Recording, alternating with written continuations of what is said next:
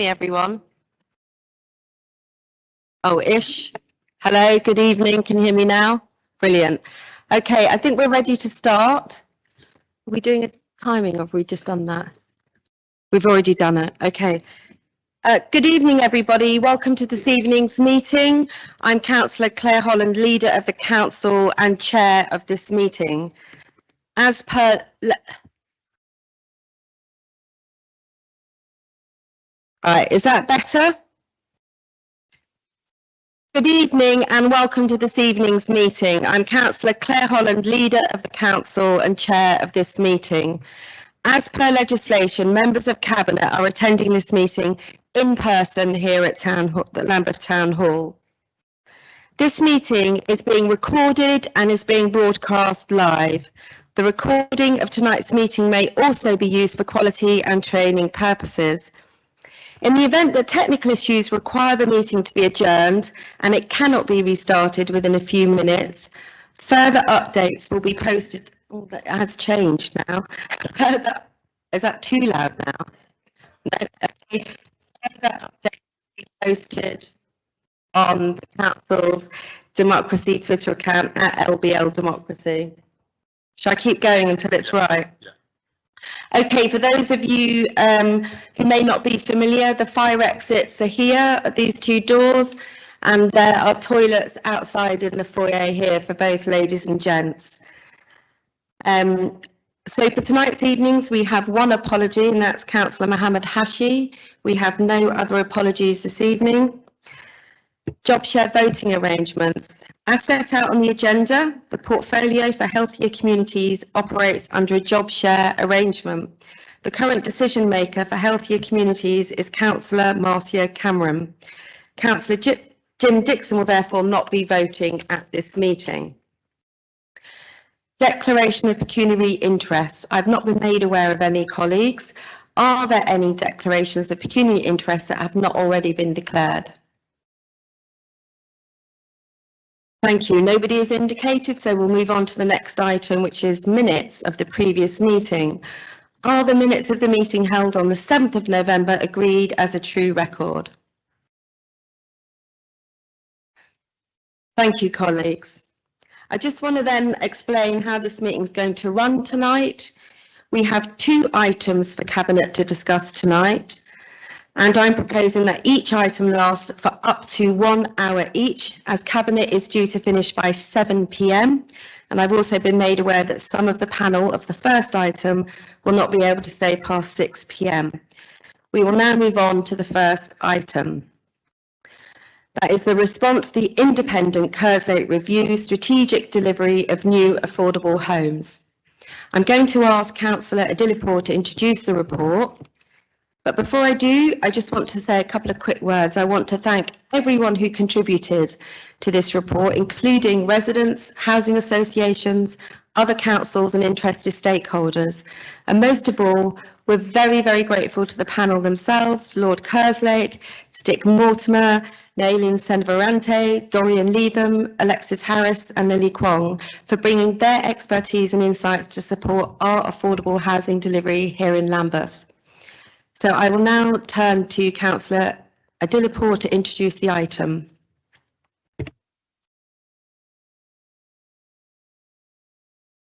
Hear me okay? Excellent. I really welcome the opportunity to discuss the Kerslake review and our response to it as a council this evening. I think it's important to reiterate why this review was needed now, because delivery of housing has been hit by one challenge after another for councils across the country over the last few years. We had the impact of Brexit and what that did to the construction industry, followed by the COVID-19 pandemic and the complete stoppage of construction work across the country. And now we have the rising inflation that we've seen over the last few months, which has really added to the challenges we see in construction work being brought forward. We've also had the housing crisis being exacerbated by 12 years of Conservative policies that have slashed funding for affordable housing and council services and really made it even more challenging for local authorities to provide new homes. But despite these challenges, this Labour administration has built the first council homes in a generation, and since 2017, we've seen over 2,400 affordable homes being built in Lambeth. This is something that I'm proud to see this administration having done, but we want to go further and faster. That's why this was the right time to call this review. We wanted to really challenge everything we're doing as a council. And I welcome the findings from Lord Kerslake's report, which we'll be accepting fully as a council if Cabinet agrees to do so tonight. So I'd like to reiterate the thanks to Lord Kerslake and his team, and also everyone that contributed to the review, and I look forward to discussion now. Thank you.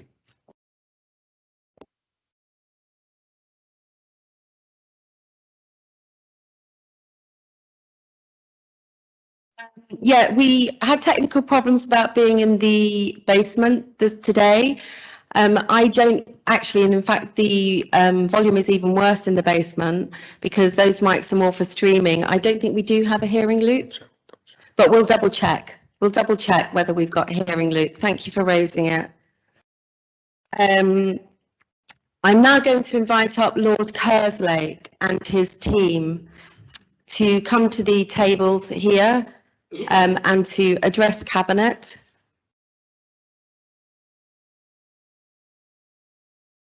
I'm just a bit conscious if I put my mouth too close to the microphone, I start getting feedback, so I'm trying to get the sweet spot.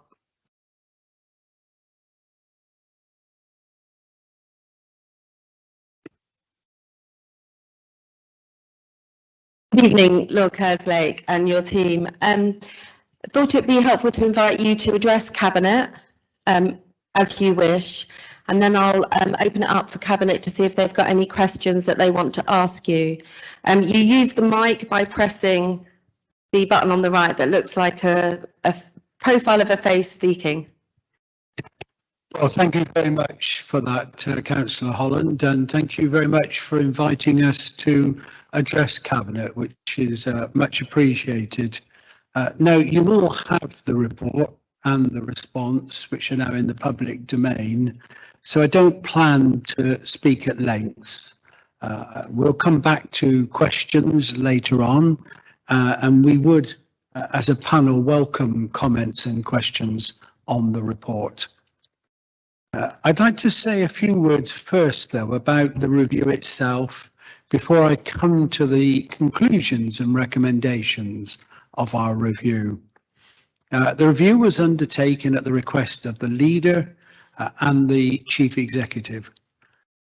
Its purpose was to look at how the delivery of genuinely affordable homes might be accelerated and how Lambeth might do this in a way that advanced the environmental agenda. It was, and this is an important point, consciously forward-looking. Although in order to make recommendations about the future, we did need to look at the progress so far, but it was a forward-looking report on future supply. The focus of our report was only on new supply. We didn't look at the issue of maintenance and management of existing stock, although of course we had comments on that when we spoke to residents on estate renewal. But our focus was on new supply. And the period we covered really was from 2017 to the current date. It's really important to say that this was an independent review. We, of course, sought the views of officers and members in its preparation, and we sought feedback on the factual accuracy or otherwise of the report. However, the report and the views expressed in it are entirely those of the review panel. I'd like to commend the Council's leadership for undertaking this review, which I think demonstrated an openness to external scrutiny and challenge. I'd also like to thank both members and officers for their help and cooperation in undertaking the review and responding to our many numerous requests for information. As members will know, we undertook the review largely over the summer months, and so I know this meant juggling of people's diaries in order to make themselves available, and I'd like to thank officers and members for that. I'd like to thank as well the review team who are all here today. We've got the entire team here.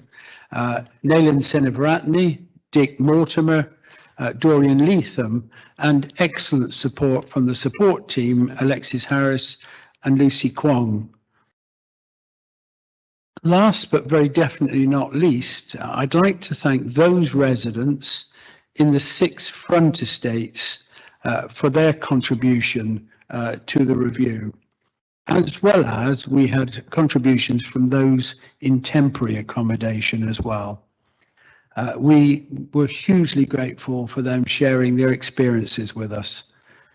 We recognise that in the time that we had to undertake this review, it was not possible to speak to all residents affected, or indeed the majority of them. But the feedback we had was very powerful and certainly influenced the final report. Moving on to the report, there are 13 recommendations, of which 7 are identified as priority recommendations. I want to focus not on all of those 13, you'll be pleased to hear this evening, but on 3 key areas: the options for future delivery, the estate renewal programme and resident engagement, and environmental sustainability. On the options for future delivery, we recommend that Homes for Lambeth is consolidated within the council as part of a new housing and regeneration directorate. Whilst the council's performance in delivering new affordable homes through the planning route has been pretty strong, that through Homes for Lambeth has been much less so. There are multiple reasons for this, and it would be wrong to lay this all at the door of Homes for Lambeth. However, when we take account of the experience of other London councils and the current market conditions, which are extremely challenging, we think that the best route is to unify the housing functions, both management and development, within the council. There are 2 important points I want to make about this. Firstly, whenever there is a discussion these days about arm's length companies, the question is inevitably raised by others about whether this is another brick by brick, such as we saw in Croydon. I want to be very clear that from the information we saw, the situation in Lambeth is very different from this, and it's important to recognise that point. Secondly, we firmly believe that there should be a managed process towards consolidation, and that the work that HFL has already done in developing schemes should not be lost. This brings me on to the second area I want to say a few words about. That's estate renewal. As we say clearly in the report, the residents' experience of the council engagement, as conveyed to us, has not been positive. The desire to effectively engage has clearly been there, but the practice of the council has been fragmented and inconsistent. The recognition of this by the council recently and its commitment to ballot where appropriate is welcome news. Of the 6 estates currently being progressed, we propose moving forward to deliver on the next phases for 3 of them, Knights Walk, South Lambeth and Westbury, as soon as is practicable. On the other 3, Fenwick, Central Hill and Cressingham, we recommend a fundamental reset in the approach to engaging with residents ahead of balloting. On these 3 schemes, it is important to be very clear that we are not taking a view on whether development or refurbishment is the right way forward. Nor are we suggesting that mixed use or mixed tenure development should be ruled out completely. The decision should be made after consultation on an evaluation of the options, drawing on a whole life carbon assessment of those options. In other words, it's for the council to determine, with engagement and with consideration of the environmental impact. And just finally, on environmental sustainability, we applaud in the report the Council's ambition to be net zero by 2030 and the forward-looking measures that are already in place. Like pretty much all councils, Lambeth will need to go further and faster to deliver its ambition, but it's important to be clear that it starts from a positive base. We make a number of recommendations on how the council could strengthen its work in this area. In our meetings, the question of adopting the passive house standard for all of the schemes was raised by a number of our contributors. We stop short of recommending this and indeed could not find an example of a developer or housing association that had taken this position. We recognise that there are higher costs from this approach, and that may in turn reduce the number of genuinely affordable homes that can be delivered. What we suggest is that the council considers the passive house option against other sustainable alternatives. I should say finally that this is by far the biggest, I should say on this issue of sustainability, that by far the biggest challenge lies not in new housing, but in retrofitting existing stock. That is the big challenge for sustainability. So if I could just conclude, Chair, I'm very aware that some parts of our report will have made for uncomfortable reading. However, I hope that we have given the Council a practical way forward to deliver on its priority of increasing the supply of affordable housing. And I'm pleased that in the covering report coming with our report, you are recommending the adoption of our recommendations in full. Thank you. Thank you very much, Lord Kerslake. Is that the end of your initial presentation? It is, Cabinet? right. And then when we get to questions, I'll draw in other members of the team. Fantastic, thank you. So at this point, then I will open it up to Cabinet colleagues and ask if anyone from Cabinet has any questions for the panel. Councillor Chowdhury, Councillor Cameron, Councillor Dickson and Councillor Amos. I'll take those four first. Thank you. Councillor Chowdhury. Thank you, Lord Kerslake. One of the criteria of the report was to consider how affordable housing can be delivered at the same time as meeting our commitments to net zero. The report highlights good practice that is underway, but also sets out what more can be done. So can you set out what your thinking was on those recommendations and if they're based on particular good practice that you've seen elsewhere, either in the public or private sector? And can you clarify what the panel's view is on the trade-off between housing and sustainability and how you think organisations should tackle that? Obviously, we believe it's important to deliver new build housing because we have a housing crisis, but there are those out there who believe absolutely nothing new should be built because of the climate emergency. Sorry, I should have asked you, Lord Kerslake, whether you wanted me to take them in threes or whether you want to answer each one individually. Sorry, I'll answer them individually, I think, otherwise we'll probably lose thread of the first question. So let's do it one at a time. Thank you for the question, and I touched a bit on it in my introduction, so hopefully that's covered some of the points.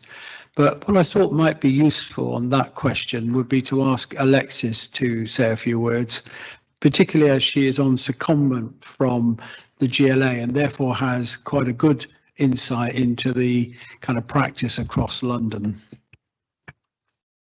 Thank you. So I think the first question you asked was some of the good practice that Lambeth is demonstrating. We drew out the way in which Lambeth Council had been applauded by New London Architecture in some of its developments, in the high standards that had been demonstrated at Eliza Cook House, the introduction or the presentation of a commissioning brief set by Homes for Lambeth that reflected a high standard, and an up-to-date Lambeth local plan, which included sustainability standards reflected in the London plan, which align with the Mayor's vision for a 2030 London, net zero London by 2030. Some of the opportunities or recommendations that we set out in the report include introducing post-occupancy evaluations. So that is assessing and measuring the environmental sustainability, but also the social experience of new homes being built. That is being trialled by the GLA and several partner organisations at the moment, including Southwark Council. The GLA is hoping to roll this out more broadly across London in the years to come. So we think it's a good idea for Lambeth to get on the front foot. Sorry, I'm too eager. We also commended the way in which Lambeth Council has brought whole life cycle carbon assessments into its development programme, but we did think it could go further in rolling it out on smaller developments and also incorporating whole of life cycle assessments into the decision making, particularly on estate renewal. I think you might have to remind me of the third question. I apologise. What the panel's views are the trade-off between housing and sustainability, and how you think organisations tackle that. Sure. So I know Lord Kerslake did mention some of that in his opening remarks. I think when we spoke to other councils and housing associations and developers across London, it was clear that Passive House was not being kind of uniformly rolled out because of that cost trade-off in particular, but also because there is recognition that technology and best practice is constantly evolving, and we could see those new technologies and new standards being reflected in the Lambeth local plan. So I think the recommendations that Lord Kerslake put forward in the report seek to strike that balance between building new supply and ensuring that that could be done in a sustainable way. Thank you very much, Alexis. Thank you, Councillor Chowdhury. So moving on to Councillor Cameron. Thank you, Councillor. At the heart of this is our residents, and I'm glad that the Council, under this new administration, call for this independent review for the delivery of much needed housing in Lambeth. I'm glad that the Council has apologised for the broken promises. Residents now feel that they are in limbo and need to get on with their lives and need to be informed of the process and status quo as soon as possible. So how soon do you think they should be engaged in this process? And you've interviewed some of the residents, and what reassurance do you think we can give so that these delays do not happen again and the causes of delays doesn't happen again? And my last question is, as we know, there's huge mistrust in the council from residents who were promised different options under the key guarantees. What do you think can be done to rebuild the trust? I know you've touched on it in the report, but can you go further and explain what we can do? Yeah, thank you very much for that question. Now, I think the crackle's gone now, mercifully. I'm going to ask Dorian to come back on that question, who was until fairly recently, Dorian, a resident in the area. Okay, thank you, Lord Kerslake. How soon can things get going? I think certainly. Sorry, can you hear me now? Okay, right. Right. I think the first part of your question was how soon can we start fulfilling the promises? I think what needs to happen is that Homes for Lambeth Council need to get together to start talking about working together, because one of the things we came across, and I'm going to embarrass Lord Kerslake, is that there isn't a single conversation between Homes for Lambeth and the council about how to engage with residents. I think the other thing is, which is also quite simple, can happen fairly quickly, is just much improved communications and, dare I say, honesty And I use that word deliberately, honesty when talking to residents and not to mislead them. I think the other issue that needs to be addressed is that there are lessons to be learned in good lessons to be learned in different parts of the authority in terms of community engagement. And that's certainly when we met not just the residents, some of whom are behind us, but also officers in Homes for Lambeth and the council. There was a disparity between their different approaches. And I think under one roof, I can see with much improved programme management that we can actually start engaging, listening and responding and telling people why we are not doing what we promised we would do. Very simple from my point of view. Thank you for that. I think I would say it's not a quick fix. I think it's going to take lots of invested effort. And crucially, I think, Dorian, was the consistency point there. Thank you very much. I'm now moving on to Councillor Jim Dickson. Yeah, thanks very much. I just want to say, before I ask a question, that I think this report is very welcome. This agenda of delivering affordable homes and social rented homes for our community is such an important part of our agenda that it is extremely important that we hold a mirror up to what we do and make sure that where we're not doing it as well as we should, that we learn from that and we ensure that we do better, because delivery is absolutely vital. It's probably the single most important issue facing our community that we as a council have the tools to affect. So really useful to have the report, and as Lord Kerslake has said, we are recommending very strongly that we take forward the advice that's in it in order to ensure that we deliver as well as we can. One of the routes for new affordable housing that's recommended in the report is via development agreements, and that's where the council has land and works with a developer in order to ensure that we maximise the housing available from that land. And it's something actually we have got experience of in the council. That the new town hall redevelopment was via a development agreement. I know that there are plans to do the same at 49 Brixton Road and at 6 Canterbury Crescent. So it represents, I think, a promising way forward. I wonder if Lord Kerslake or one of the team could explain how we can make more of this opportunity, and also what the challenges might be in taking forward more development agreement arrangements in order to realise our ambitions for new homes. Thank you for that question. I'm going to ask Dick to answer it, and I should say, in the interest of transparency, that subsequent to us completing the report, I know that Dick is giving you some advice on the implementation process. Dick. Good evening to you all. I'm sorry about my iPad clinking away once or twice. First of all, any development agreement is only worth the paper it's written on if you get what you want written in the first place. The second thing is you need to actually make sure that you have partners on board with you who want to be there for the long term, not the short term. One of my first bosses, which is probably a very long time ago, gave me some very good advice, and he said, never be afraid of paying too much, always be afraid of paying too little.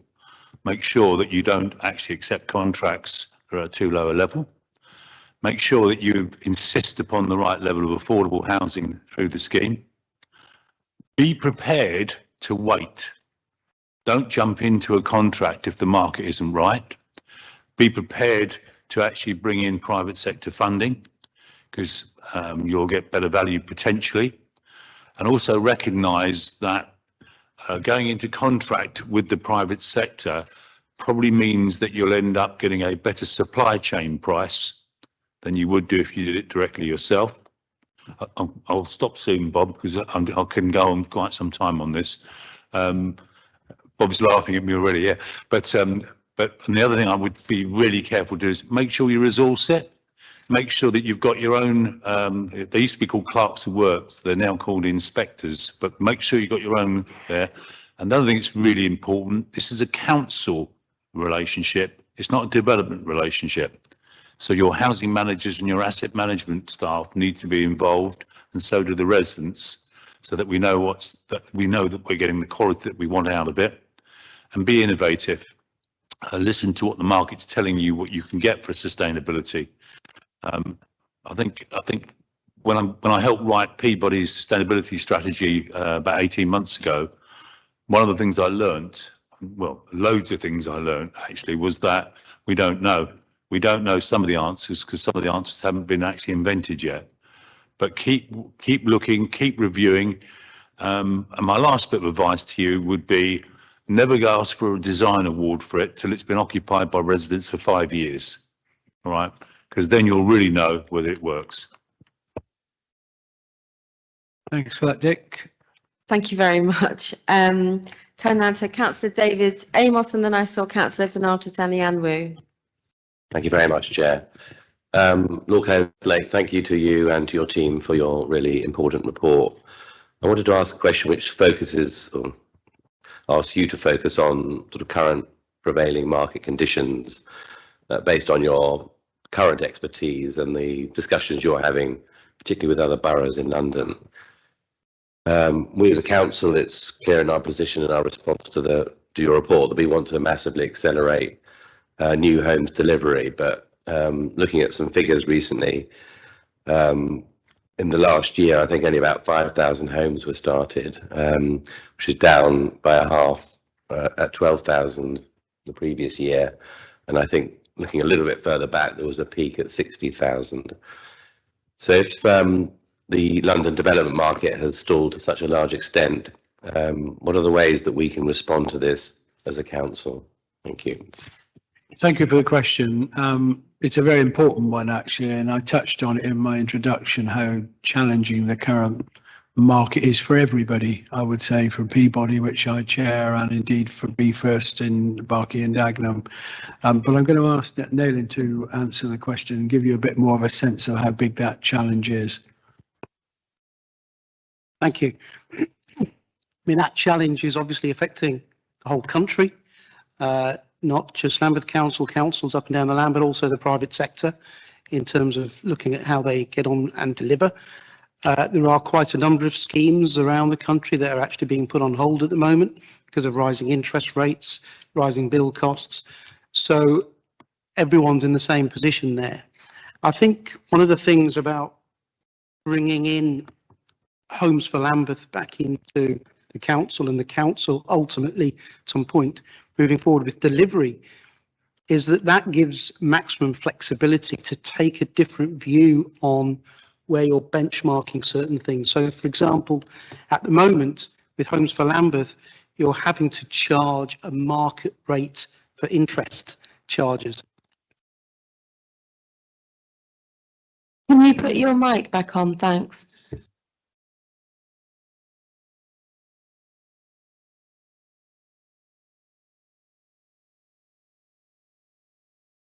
You did. If you could bear with me 1 minute. Bear a minute. Is there something wrong with his mic?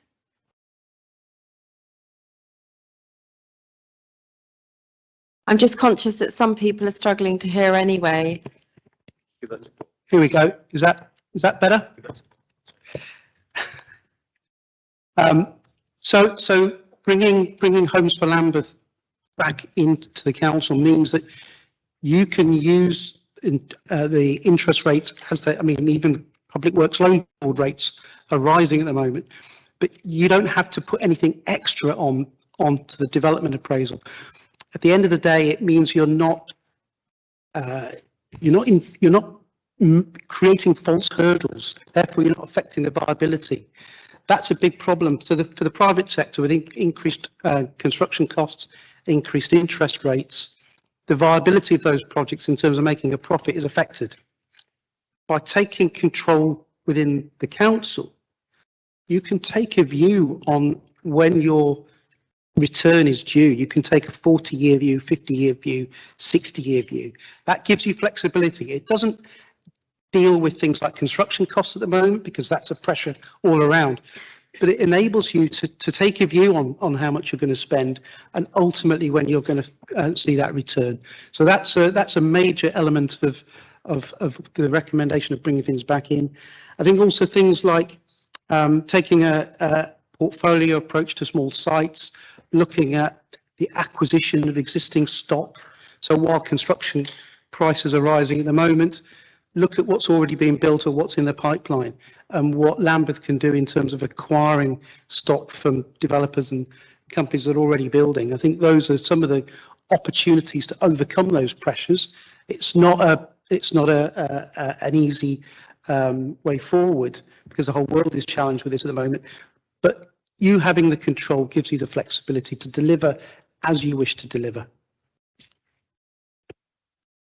Thank you very much. I then saw Councillor Donato Anianwu and then Councillor Jacqui Dyer. Oh, and then Maria Kay. Thank you, Chair. Can you hear me? Thank you very much, Lord Kerslake. My question really is, you did point out gaps and difficulties in relation to relationship between the council and residents and the HFL. I would just wanted to know whether there are positive things you picked up that HFL have done. And then also you did in your report pointed out that some of the designs and the programs HFL has got at the moment should be retained. Why? Yes, I think we did identify some good things, and I talked specifically in the report about how after a difficult period in terms of relationships, those relationships between HFL and the council had improved of late, actually. So that was at one point I would make. There are clearly schemes that have been identified and progressed to a point where if they can be made viable, will deliver more homes. So whilst the number of homes so far is small, there is a pipeline of schemes that could deliver more homes on behalf of the council. So I think I'd just highlight those two as examples where HFL have, things have got to a better place than they were previously. Nevertheless, as I say in the report, there are some challenges. Thank you very much. Councillor Jacqui Dyer and then Councillor Maria Kay. For this report, and the recommendations are really most welcome and I agree with them fully. I kind of want to pick up on something Councillor Cameron was saying about resident engagement, and indeed that is a major concern or a major interest for me from an equalities perspective in relation to how do we work most effectively with our constituents to progress this agenda. And there is an angle of thinking about this, several angles of thinking about this. One is that we operate in a wider climate of structural and systemic racism, discrimination and oppression in the widest sense. Many of our constituents who live on the estates that we're talking about regenerating are people that come from racialized communities. And we have the whole experience of the implementation of this particular phase of regeneration, really igniting significant distrust and damaged relationships. So we did a scrutiny commission. I led a scrutiny commission, in fact, on resident involvement in housing in 2015, which was picking up the similar issues of not working very effectively with residents who were impacted by the way that developers and the council were implementing the regeneration, MFN, Myersfield North, PFI regeneration programme. So that scrutiny commission led to some of the key guarantees that emerged from that we see have been incorporated into our regeneration. My query is, what are your thoughts around the importance of equality impact analysis or assessment in this process of deploying the Homes for bringing back the implementation of the recommendations. What are your thoughts about how infusing an EIA agenda into the implementation of those recommendations, and how might you think that we might conduct that working really closely with our residents? So in a sense, we are doing a renewal of the social contract that we have between the public, our citizens, ourselves as politicians, and ourselves as officers, and rebalancing that social contract so that it is much more of a participatory approach. What are your thoughts around that in terms of EIA? Let me make a few points, and then I'll ask Dorian to come in as well, because he did have the opportunity to talk to those in temporary accommodation as part of the review. I mean, the first point to make is Equalities is front and centre of any issue of resident engagement. You are dealing with very diverse communities, but also some very vulnerable people in those communities as well. And it's crucial that the engagement process recognises both and is organised accordingly, and that you assess how well you're doing. We were aware of the work that you've done through your review in Mansfield. It came just, in a sense, a bit earlier than our review started, if you like. We started looking at issues from 2017, but we were made aware of the work that had been done and the guarantees that have been set as part of that work. And I think we're not suggesting any of that should be lost in the next stage. We're saying you need to build on it and develop it. But Dorian. Thank you, Bob.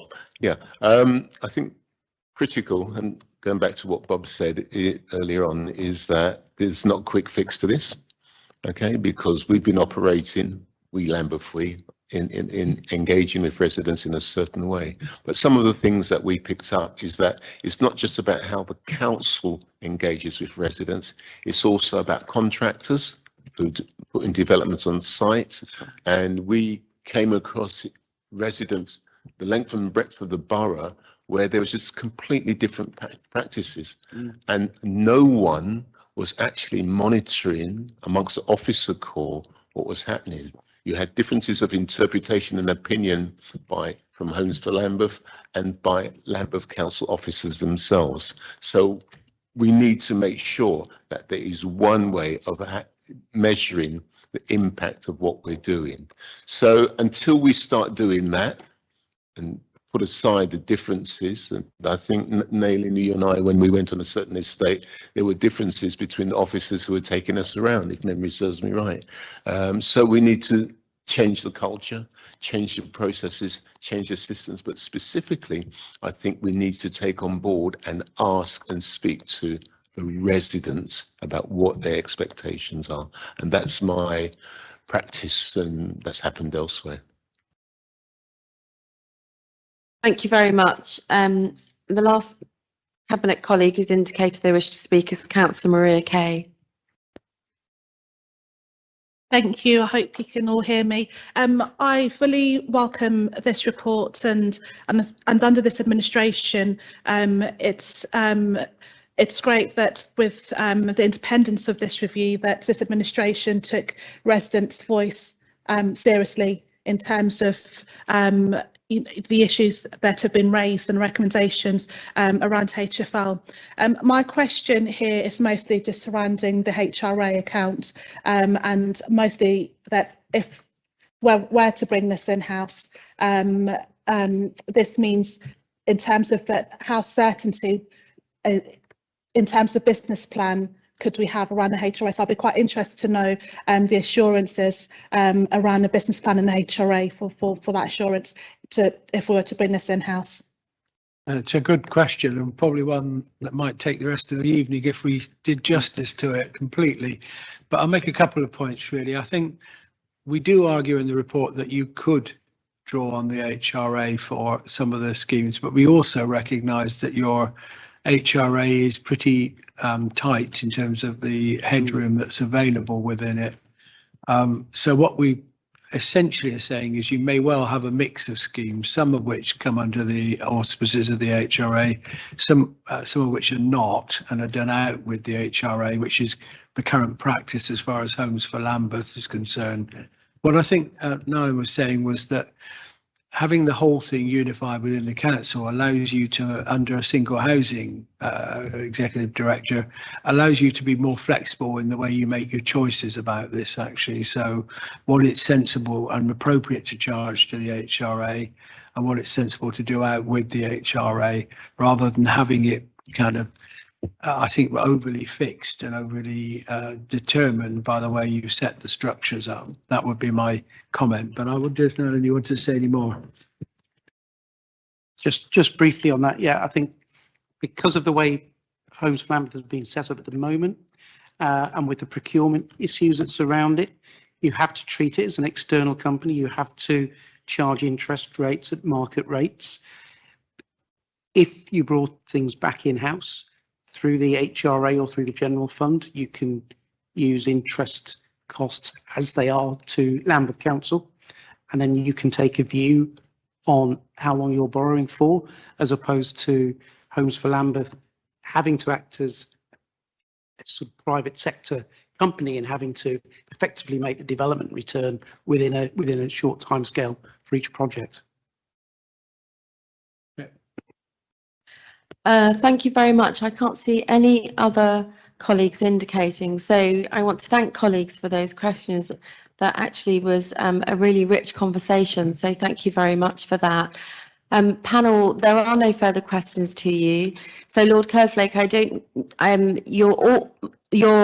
you're more than welcome to stay, but we're now going to move on to the next part of this item, where we have members of the public and some members of the council who have indicated they wish to speak, and they'll be speaking. So you're very welcome to stay, but I'm aware that some of you have indicated that you have to leave.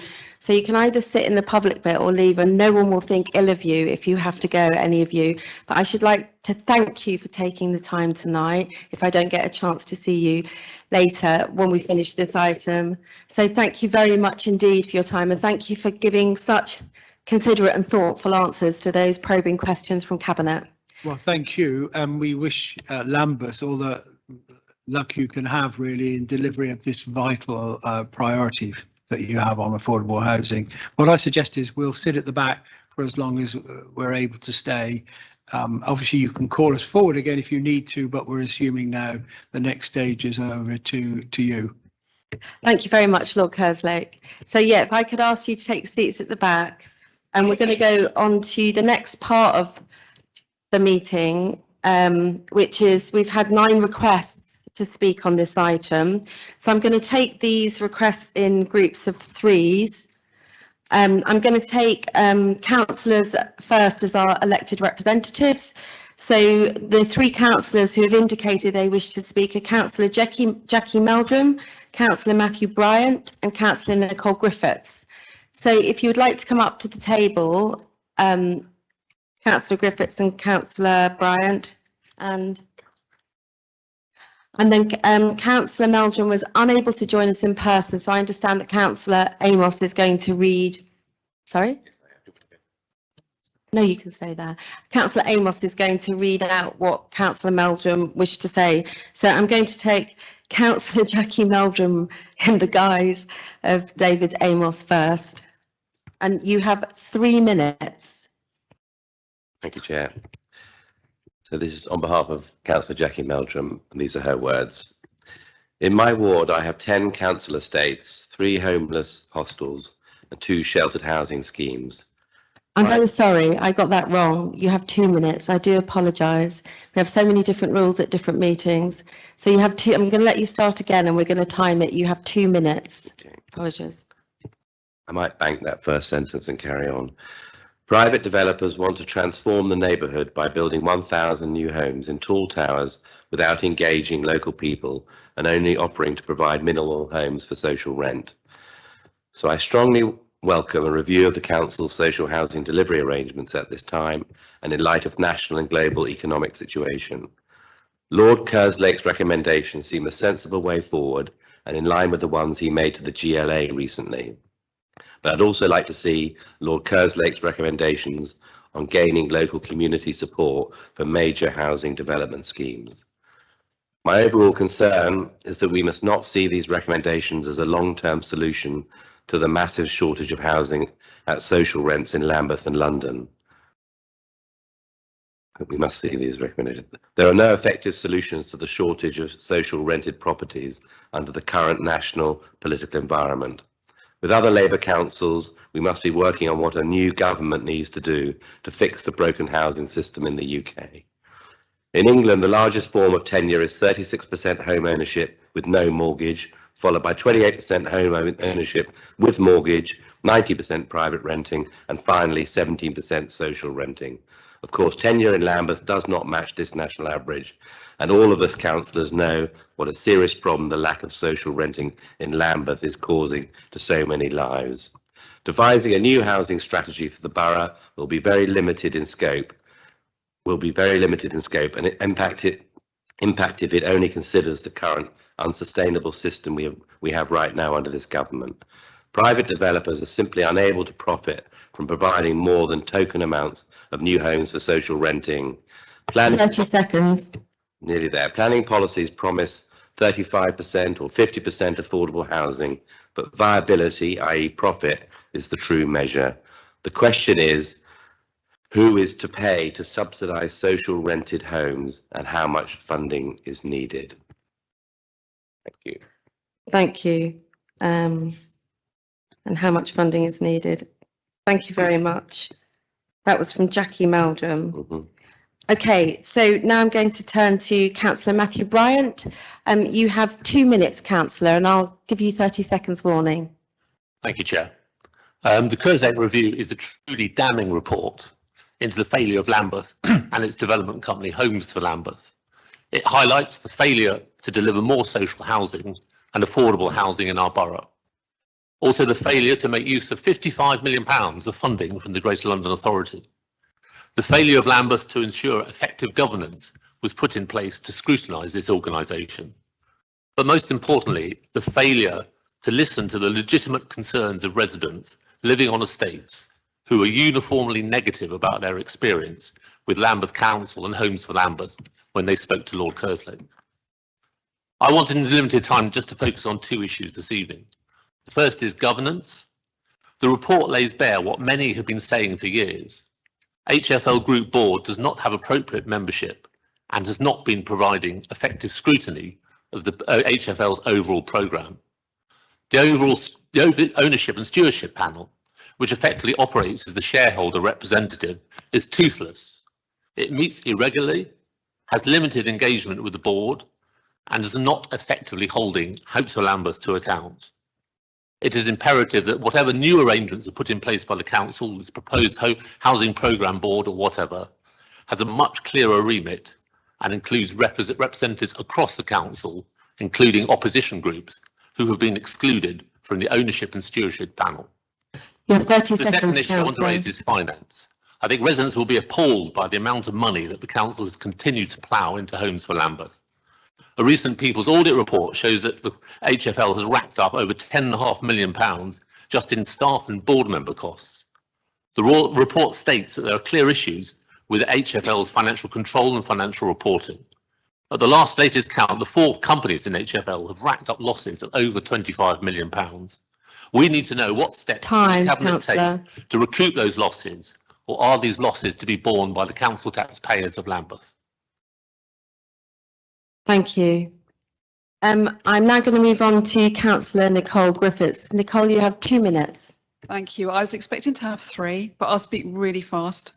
I'm gutted for the residents of Lambeth that it has taken Lord Kerslake's review for the administration to finally acknowledge that Homes for Lambeth, in all its various guises, was never a vehicle that would deliver the truly affordable social homes that we need in this borough.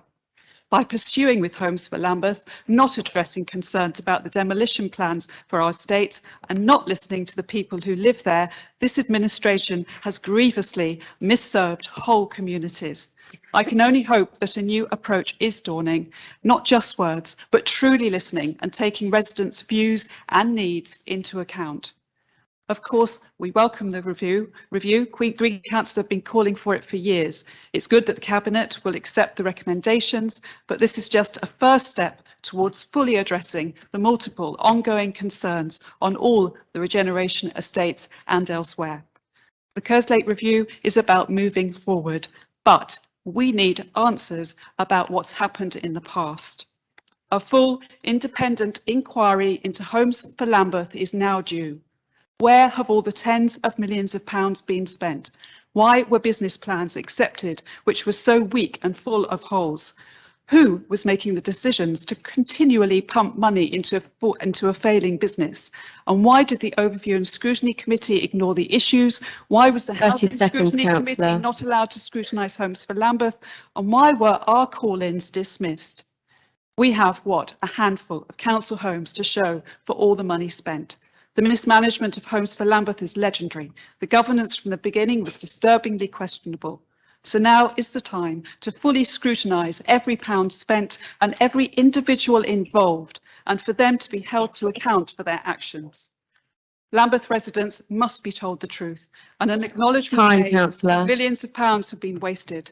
This council will now need to address compensating the families who have suffered from neglected homes in disrespect. Councillor, your time's up, I'm afraid. May I send this to the Cabinet, as I have not been able to finish? Yeah, please do. Absolutely. I've got questions. Thank you. Thank you. So thank you for that. I'm going to, there was a question in Councillor Meldrum's submission, which was who's to pay for subsidised housing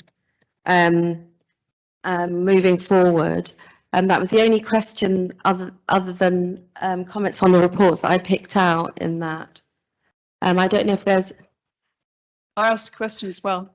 I think you made an assertion about that you saying it's a waste of money has been a waste of money. So the question that I called for a full review. Councillor, sorry, I'm chairing this meeting. The question that I picked out for officers is that who is to pay for subsidised housing, but I didn't pick up the second part of the question, Councillor Amos. It was at the very, very end of what you said. And that's who's to pay.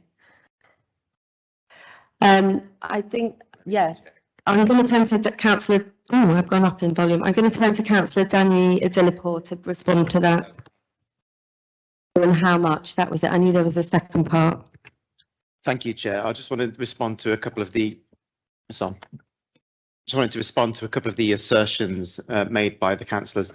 Firstly, I think it's a bit insulting to tell the residents of places like South Lambeth and Westbury that their new homes are a waste of money, and I strongly defend those residents, and I urge the councillors to go and visit those estates and tell them they think their new homes are a waste of money, because that's simply not the case.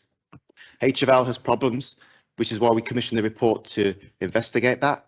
But the reality is we needed to set it up. We were limited in what we could do as a council directly to deliver the new homes we needed. And HFL has delivered successes. And I've seen the impact that has had on the life chances of people that live on South Lambeth and Westbury. And I think the opposition councillors would do well to note that. I'd also like to address the point regarding grants. It's true to acknowledge that grants had to be returned to the GLA due to schemes not being delivered in the funding window. This is due to the delays caused by issues around Brexit and COVID. But it's simply not true to say that we're not utilising grants available to us from the GLA.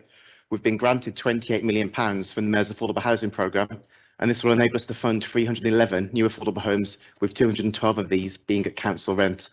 I welcome this report, and our new in-house arrangements that will come from the recommendations mean we can build on this work and maximise our use of GLA grants. Just the final point I'd like to make is I think it's slightly odd to call for an independent review into an independent review. I don't really see what that would achieve. We chose to commission. Point of clarification, please. Excuse me. You don't, Councillor, you know this from these cabinet meetings. We don't interrupt each other. Okay, and I'm afraid there's no comeback. This is the cabinet member is responding to the points raised. Councillor Griffith. Clarification, No, Councillor Holland. no. I am being misquoted. I've been told that I have said quote you. that about waste of money, which I did not say. Councillor And Griffith. I am being told that Councillor I've Griffith. asked for a review into a review, which I did not. I called for a review into Right. homes for Lambeth. Councillor Griffiths. So, I mean, as you know, sometimes people use points of clarification to actually carry on a conversation or a debate. That's not how these meetings are structured, as you know. So thank you for that, but please don't interrupt again. And I'm going to allow Councillor Adilypour to finish. Thank you, Chair. To finish my last point, if Councillor Griffith was to read the Kerslake review in full, she would realise that this was an independent review that looked into all elements of our affordable housing delivery, including Homes for Lambeth. So I do find it slightly odd that her reaction to an independent review into that is to call for yet another independent review. In this administration, we get on with the job and we deliver, which is why we commissioned this review, knowing the challenges we faced, and it's why we're going to take the action needed to deliver affordable housing, with the Greens still having nothing to say about exactly how they would deliver the homes that we need in this borough. In Lambeth Labour, we'll get on with the job. Thank you. Thank you very much. So if I can ask, thank you, Councillor Bryant and Griffiths, for attending and putting those submissions. No, Councillor Griffiths. We're now moving on. We have to finish this meeting at 7, and we have the small matter of the medium-term financial strategy to debate after this. So I'd ask you to step down, and I'm going to call the first 3 set of members of the public who have indicated they wish to speak. And that is Nancy MacDonald, Sue Carpenter, and Kat Reynolds. If you'd like to come to the front.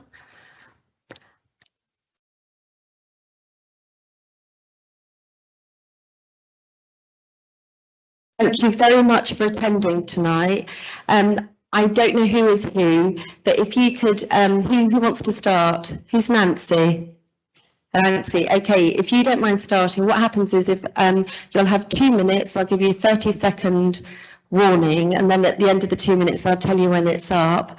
And if you could just identify your full name and where you're from in Lambeth for the record, that would be really helpful. Thank you. Okay. The one on the right. Oh, one on the right. Yeah. Testing? Yeah. Nancy MacDonald from Trinity Rise, SW2 2QT. So I live at 128 Trinity Rise, one of the 7 Trinity Rise privately owned homes originally authorised for CPO by the Cabinet in 2016.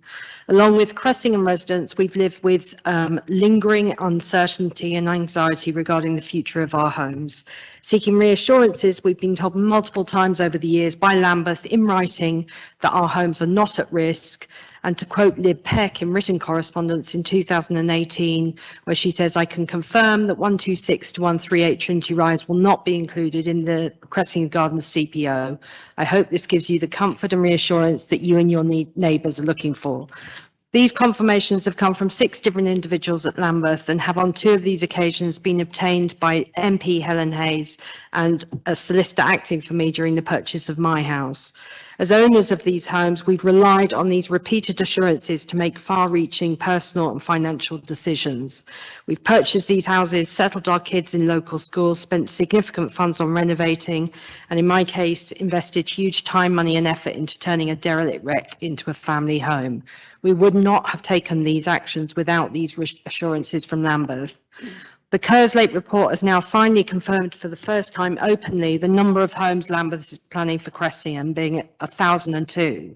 The Mott MacDonald Stage 1 report also recently surfaced and details a proposed master plan of 800 homes within the borders of the estate, including Parkview. You have 30 seconds. In their report, Mott highlights 800 homes to be at the very limits of density allowances. To build any more, they outlined, would require further bordering land acquisition. So my question today is, if you're proposing to build 1,002 homes on Cressingham, you must have some idea where these extra 202 homes are coming from, should this plan come to fruition. In the spirit of transparency that Kerslake has urged you to adopt, I'd like you to confirm today that in line with your written assurances, our homes are not now at risk of acquisition and will not be taken from us now or in the future. Thank you.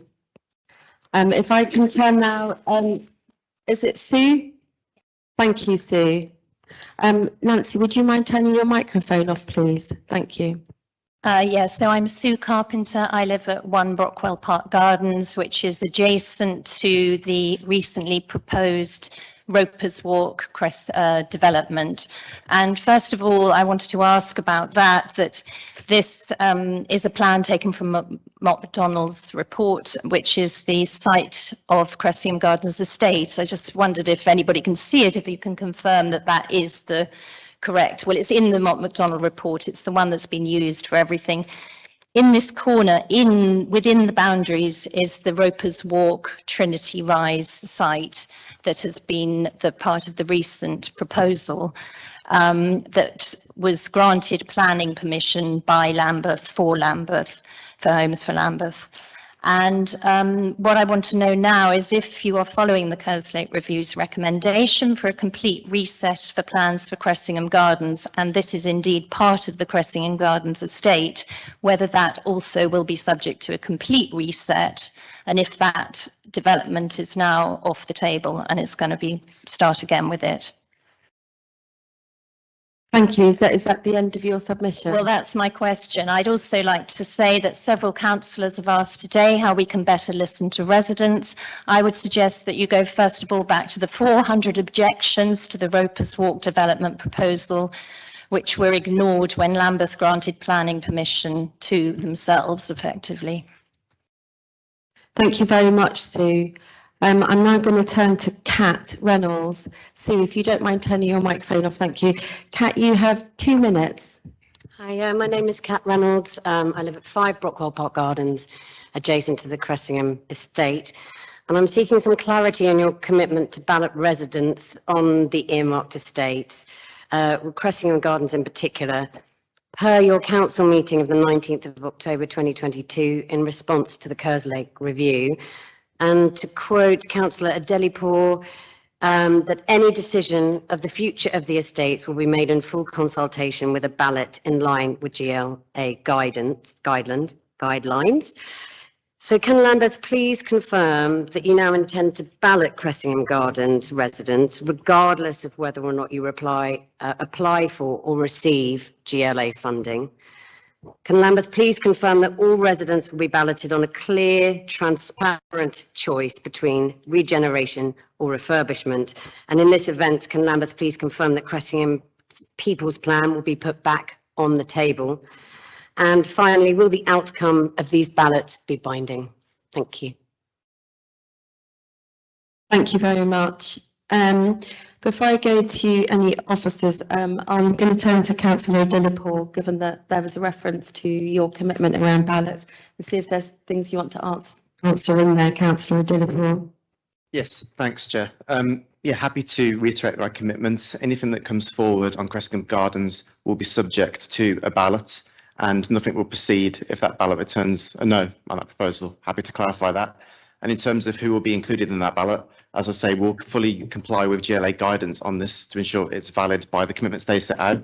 And if you look at that, it's very clear who we need to include in that, and further details will be published at a point when we're ready to proceed to ballot.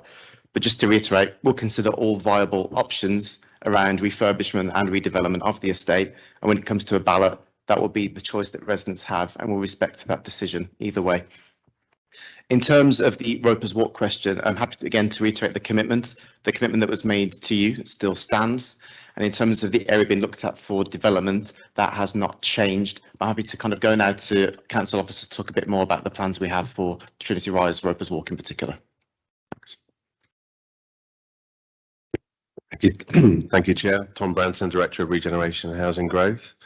Just wanted to say in comment that the scheme at Ropers Walk, known as Trinity Rise, has been subject to judicial review, and there is a process which has recently concluded, but there is a detailed application on that, and we have been working on that as a detailed scheme separate to the wider estate, and indeed in the Kerslake report it's identified as a site, a separate site, which will be transferring back to the council for delivery.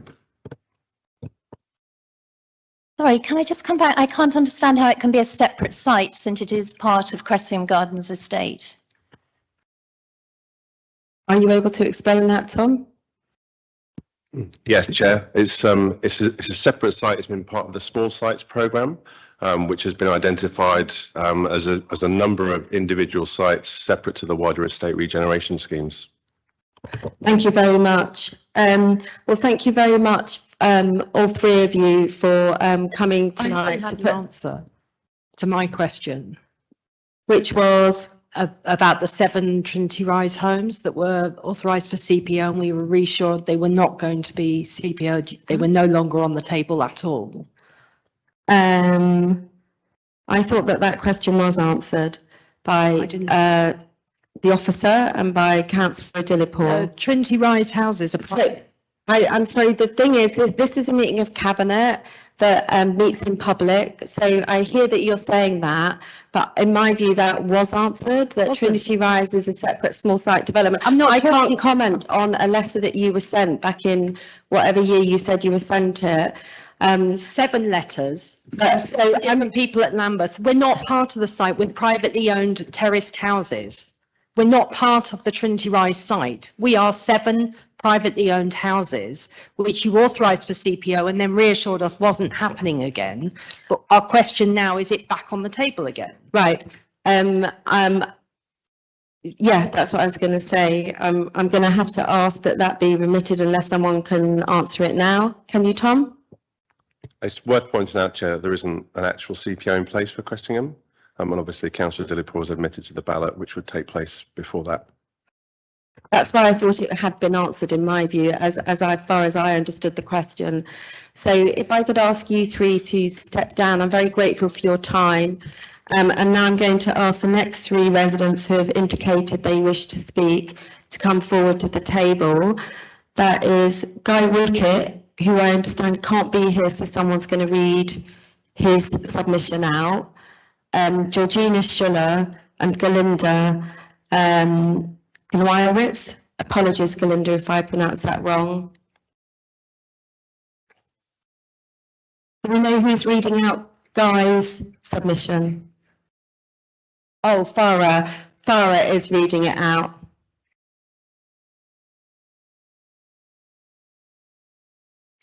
Georgina, you need to use the mic because no one can hear you. And when you sit down, I'll invite you to speak for 2 minutes. So you've already made points about not being able to hear people. I can't actually hear you because I have a hearing problem. Yeah. I'm just saying, because it is such an important issue and the fact that it's being so time constrained, it's really concerning. I'm calling for...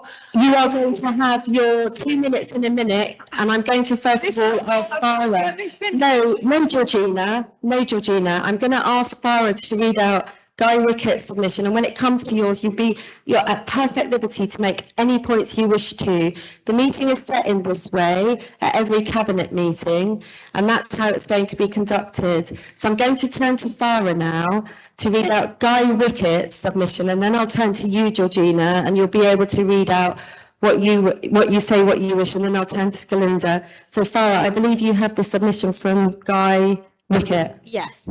This is part of the problem. You won't listen to us. Georgina, will you please turn off your mic? Thank you. It's the button on the right at the bottom. I can't hear you. You don't understand. I have a hearing problem. Farah, if you could read out the submission from Guy Wickett, please. Yep. As a resident of Trinity Rise for 7 years, we have always lived with the spectre of the Cressingham Gardens development. We have been told by Lambeth that our homes will no longer be CPO'd, which is encouraging. I think it would be reassuring for the Cabinet to reinforce that statement tonight, please, and provide further confirmation. I would also ask that the Cabinet consider putting in place a process to allow the neighbours and residents to be represented in the design development by an independent architect or consultant.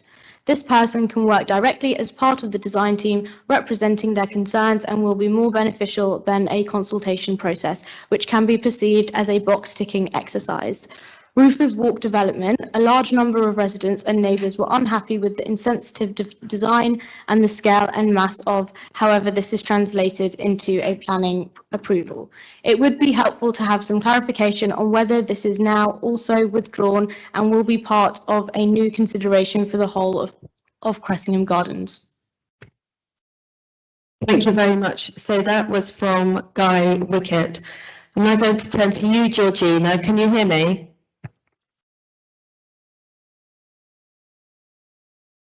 Well, I can't hear you, Georgina, because we're not speaking through a mic. So can I have 2 minutes?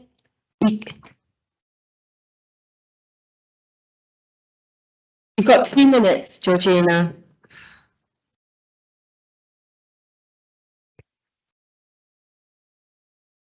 I need to go back to my first setting. I'm sorry, I can't hear. Sorry, I'll have to carry on. Shall I go to Belinda?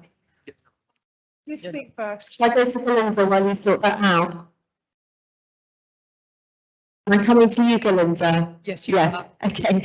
Galinda, you have 2 minutes. Can I just request that you, when it comes to the 30 seconds at the end, you just knock on the table? Thank you. Okay. Cressingham Gardens residents welcome the clarity and the honesty presented in the Kerslake report, the review. We would like to review Lambeth's response as a glimmer of hope for the community. However, it is with caution, as we have been here before over the past 10 years with the Lambeth Cabinet repeatedly promising to put residents at the heart and to reset engagement.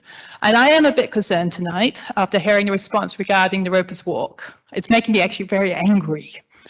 To keep it simple, we will the Cabinet tonight and confirm 2 things. We just want to keep it simple for you, if nothing else, in order to start to rebuild trust. 1, that Ropers Walk is part of Cressingham Gardens. In the Kerslake review, it is said phase 1, and that the so-called Trinity Rise planning application will be withdrawn. This would greatly lighten the extreme stress that Mrs. Dottimus, an 84-year-old resident, a retired NH nurse, is currently experiencing. You can't imagine. You are slowly killing her. And if you really want to take a case example of how not to treat a resident, this is the clear one. We had Lambeth officers all through COVID turning up personally to her door, putting her at risk to hand deliver letters instead of in the post. But when it came to the actual documentation, this is a lady with no internet access, no email. You refused to put any documentation from the planning application in the post. So please build the trust and withdraw the application. Secondly, that part of this reset, that full refurbishment and or the people's plan is back on the table. We want those 2 things confirmed tonight. If I walk out without those 2, it will go out through the residents that this is a failed Cabinet meeting tonight. If you want to rebuild trust, you have to start on the concerns. Time, thank you. Trinity Rise and reset it with the refurbishment on it. Thank you, Galinda. Georgina, are you able to speak now? I'm going to have to speak in bullet points as I can't. I've got through a 3-minute speech here and I'm not allowed to deliver it. Would you like to start when you're ready, Georgina? To keep track of what I'm doing. Hey, when I do this, it means that I've taken something directly from the Kerslake review. It's not my words. Okay. The primary purpose of a local authority is to serve its communities. Housing affordability must be clearly defined in the context of Lambeth's demographic. Publicly owned land should not be lost to private housing. Homes for Lambeth has been an abject failure. The review is littered with examples of incompetence through Homes for Lambeth and Lambeth Council. Lambeth Council has no land strategy, no housing strategy. It has a loss of over £50 million in GLA grants, and it hasn't used 97% of the right to buy ring fence offer. Lambeth didn't apply for GLA building council homes for Londoners, and it hasn't applied for right to buy back funding, and I think that is telling. Meanwhile, Home for Lambeth's outdated business plan is deemed adrift from reality.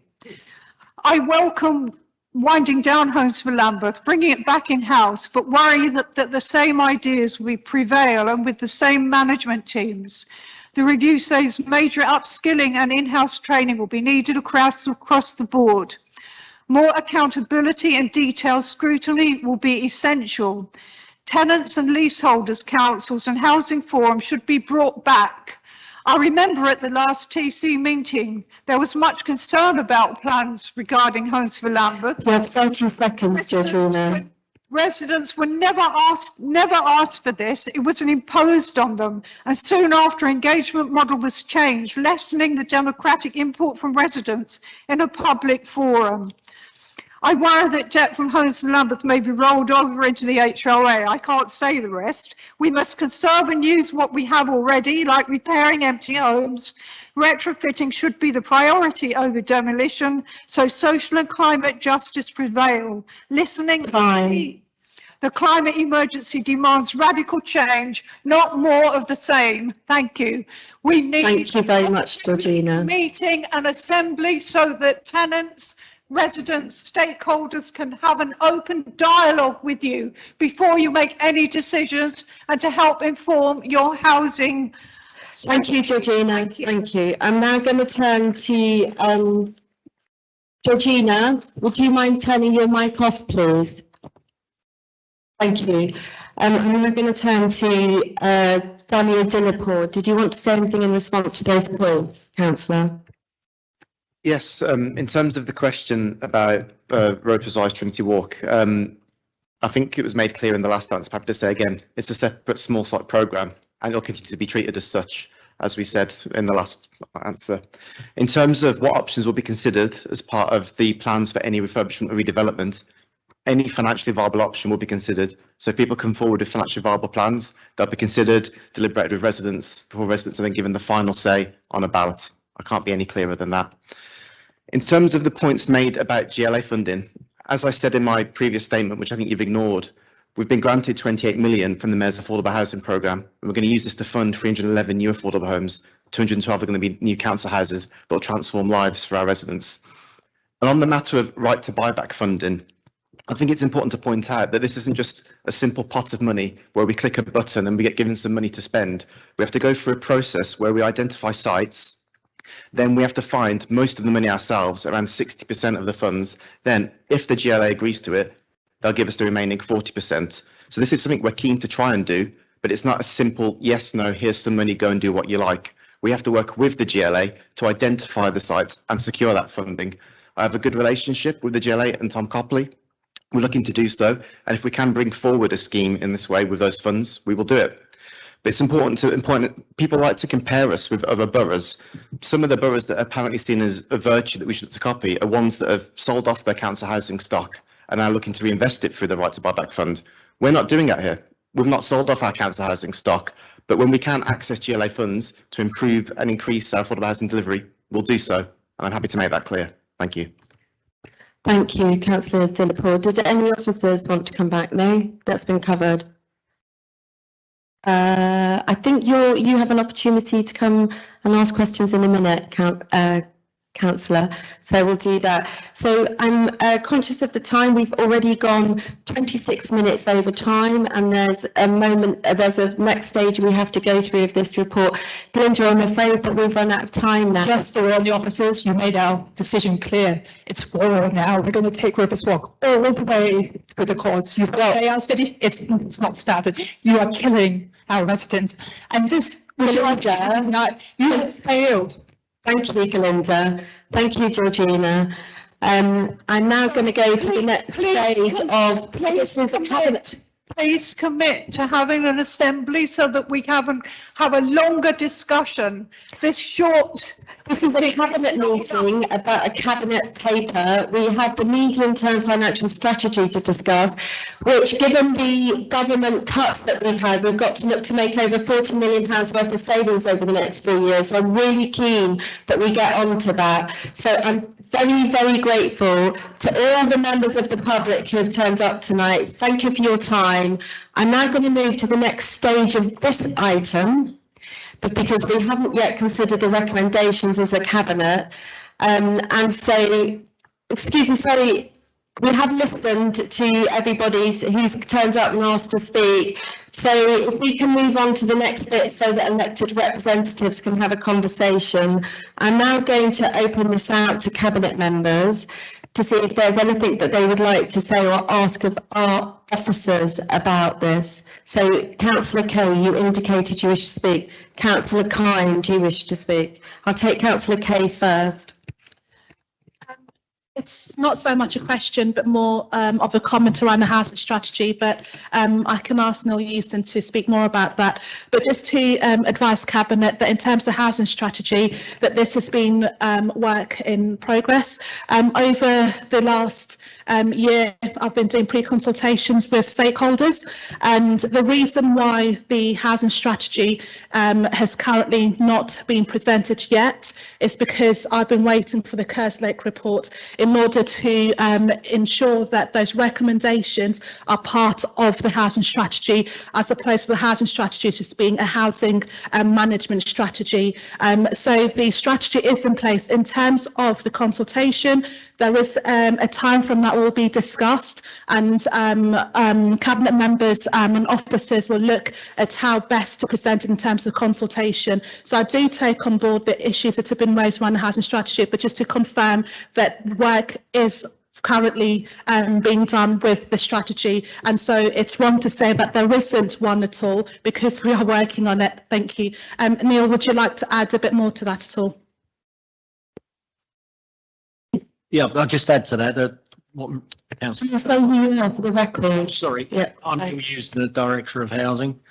What Maria has just said is perfectly true. We've been writing the strategy for over a longer period of time. It's been extensive consultation internally between the different departments to make sure we cover everything. But more importantly, at the moment, it's being rewritten at the moment to cover precisely what's in the Kerslake report.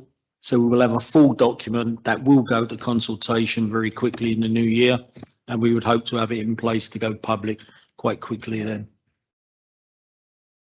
Thank you very much. Thank you, Neil. Thank you, Councillor Kay. Councillor Ben Kind, you indicated you wanted to speak. Thank you. I'm grateful for Lord Kerslake, who I think gone, for his independently reached view that HFL finances are not just another brick by brick from Croydon. And I recall the discussion that we had, and I was grateful, Councillor Adilypour, that you referenced it, that in setting up HFL, councillors were absolutely clear that Lambeth's version should not be mimicking that of Croydon or the Haringey development vehicle route, where properties were sold off and taken out of council control completely. I think one of the other aspects of that original proposal that we all were supportive of was how the HFL model allowed us to address the loss of council housing via the right to buy route. And I just wondered whether or not there would be an opportunity to consider how Lambeth Council will be able to address loss of any newly built homes under an in-source delivery team via right to buy at some point in the future.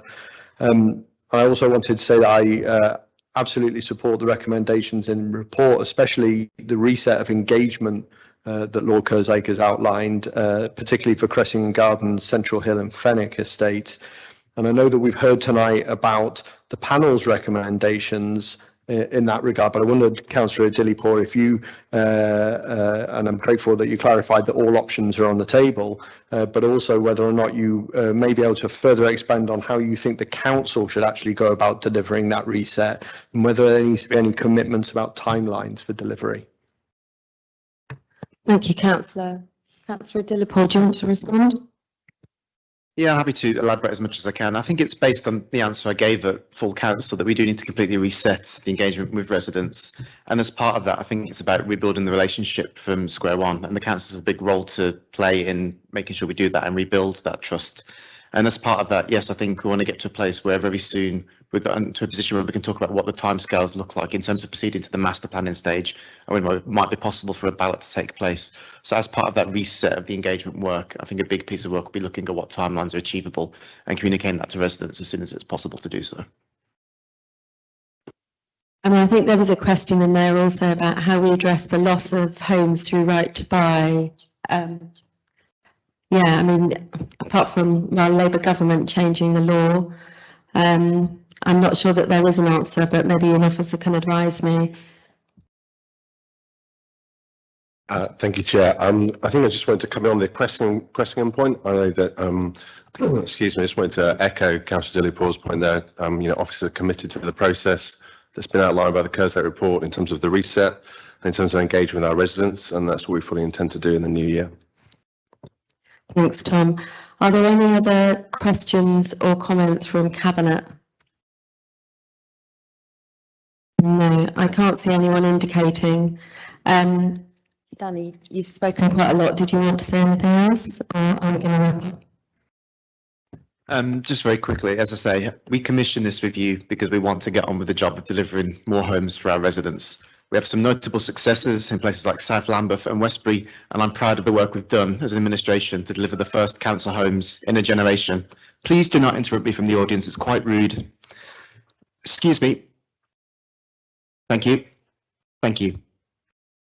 And I'd just like to say we're now committed to implementing the recommendations in full with Cabinet's approval tonight and getting on with the job that we've been given by residents, which is to continue building and providing the new homes that they need.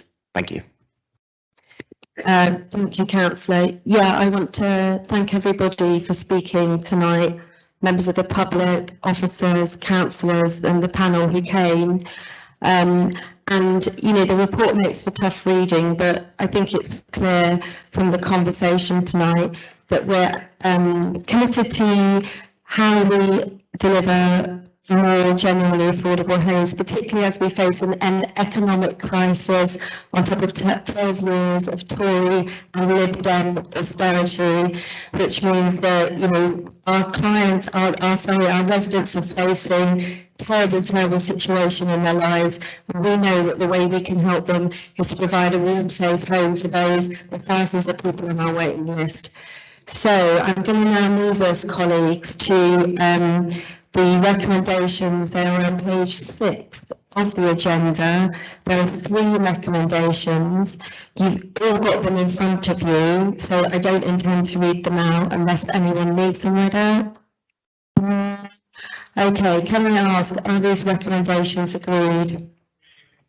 Thank you very much. We're now going to move on to the next item, which is December Finance Planning and Medium-Term Strategy Report 2022 to 27.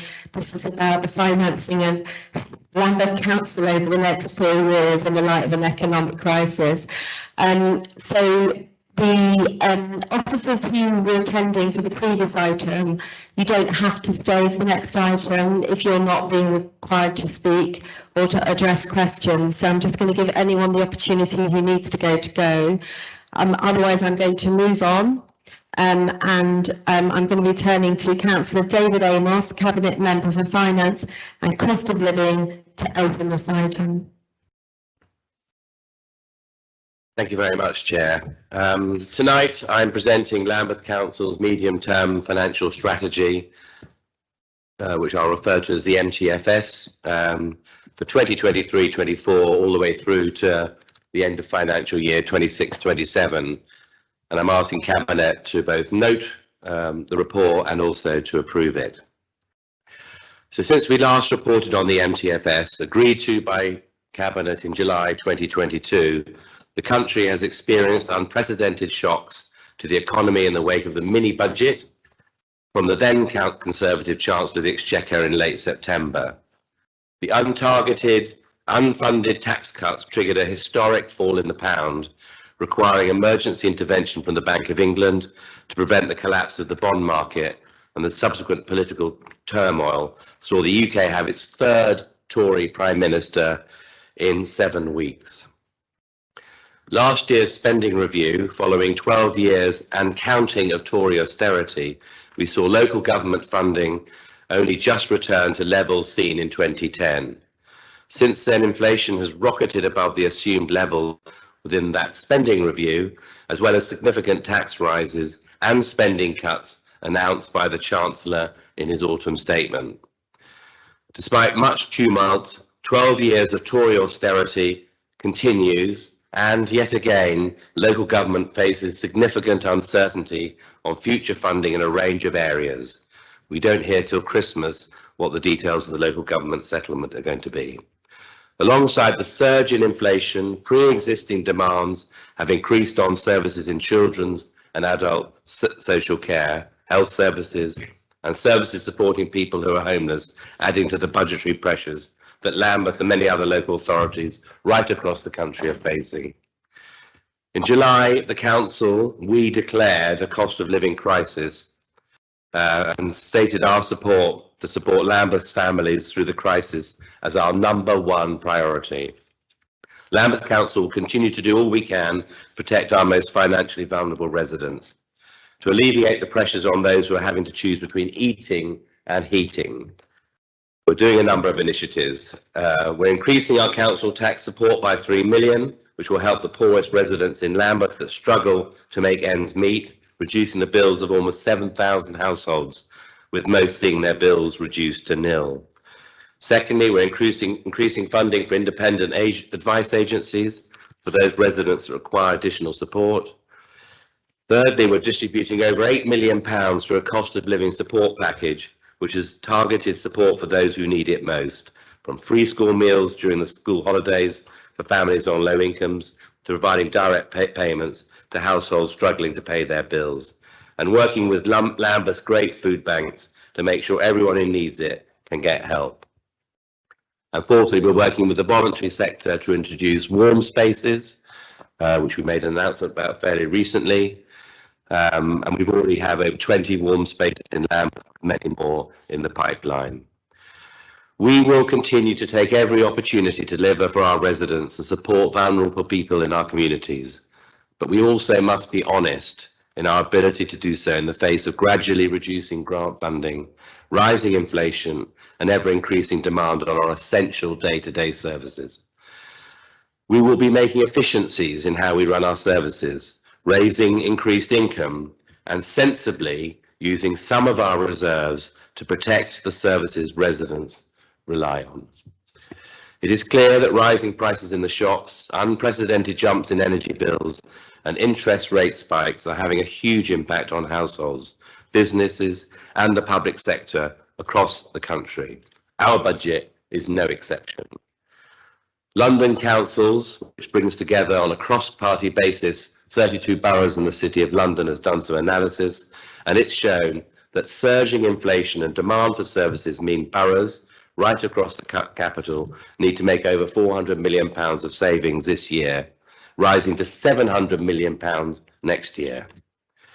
We've estimated that without additional government support or certainty on funding, we will be required to find over £40 million of savings over the next few years, more than we spend on community safety, recycling, libraries, parks, and children's services combined.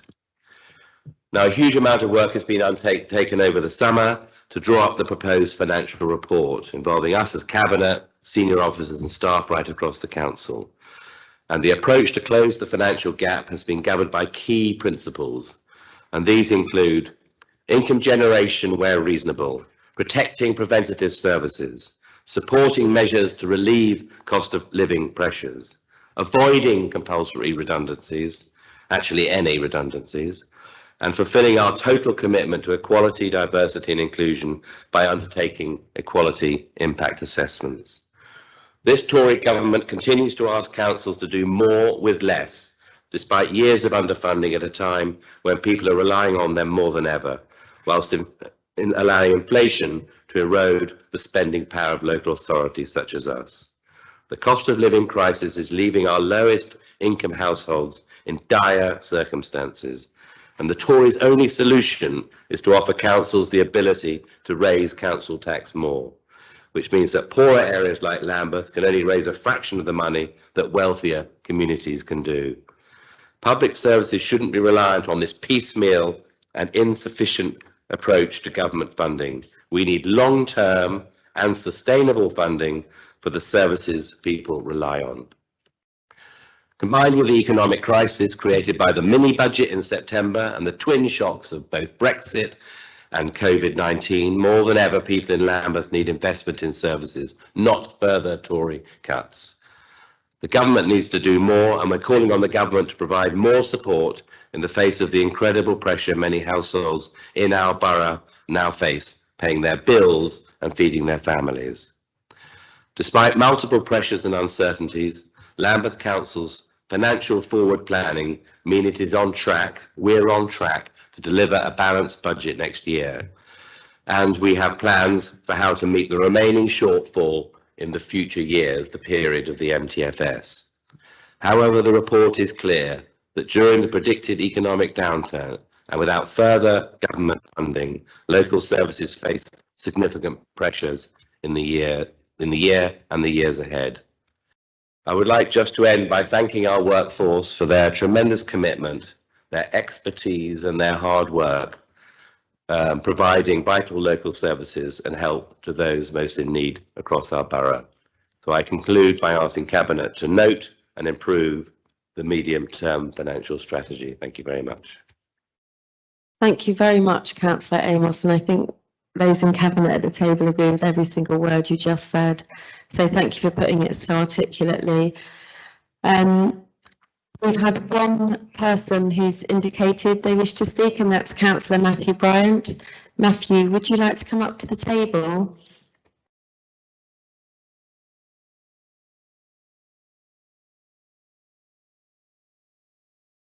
I think, Matthew, you've already been advised today that it's 2 minutes, and as it was earlier, for you to address I Cabinet. wasn't told this was 2. I was only told the first item, but I will try and speak very fast. Okay, so as you're the only speaker and taking an interest in this item, I'll give you 3 minutes, but if you could not go over, please, because I'm just very conscious of time, because the guillotine will come down. Right. Thank you. Okay, thank you. Thank you to Councillor Amos as well. The Liberal Democrat Group recognise that the £40 million funding gap is a considerable challenge for the Council. We welcome the fact that the Council is proposing to make use of reserves and income generation where possible. However, we note there's still a funding gap of £10 million to make up, even after the administration's proposed savings are taken into account. And obviously there is concern of the impact that any additional cuts to address this funding gap may have on services in Lambeth. We're wary about 2 points that I want to highlight. The first is whether the announced savings on temporary accommodation are achievable. Government figures indicate that local authorities are spending an extra £118 million across the country this year on temporary accommodation. And in Lambeth, we've seen a trend of rising expenditure in recent years. The proposed savings of £6.4 million cumulatively by 2026-27 represent a reduction of over 50% compared to what we're currently spending. Our question, therefore, is this really realistic, particularly given they're predicated on increasing the number of permanent social housing lets, which is something, as we've discussed in the previous item, is an area where the Council has not had a good track record in the recent past. On the second point, we'd like to see more detail is the £6.7 million planned to be raised from the emission-based parking permit charges. We're concerned about the impact of these on particularly vulnerable residents who disproportionately own cars that would be hit by higher charges. Whilst we support encouraging residents to move to cleaner vehicles, the appropriate assistance needs to be given to people to put in place scrappage schemes and exemptions to help vulnerable residents with this transition. This proposal from the Council is coming on top of Mayor Khan's recent announcement that the ultra-low emission zone will be extended to cover the southern part of our borough from next August. The administration must ensure that this proposal does not create a double whammy on top of what the GLA are proposing. For these reasons, we question whether it's realistic for this to be introduced in the next financial year. Finally, we know there are other areas where the Council could make significant savings. In particular, we're looking at the huge amounts the Council currently spends on agency staffing costs. Just last month, the Council increased its contract with Matrix SCM to £44.4 million for the following next year. That's a 22% increase on what the Council is currently spending. Given the difficult financial position that the Council is in, why is Lambeth expecting such a huge increase in its agency worker expenditure. You have 18 seconds left. The administration needs to get a grip on spending on agency staff to reduce the risk of having to cut frontline services to make up the remaining £10 million funding gap that still exists. Thank you. Thank you, Councillor. I will, I think, come to Christina. Will I come to you to answer those questions that you can?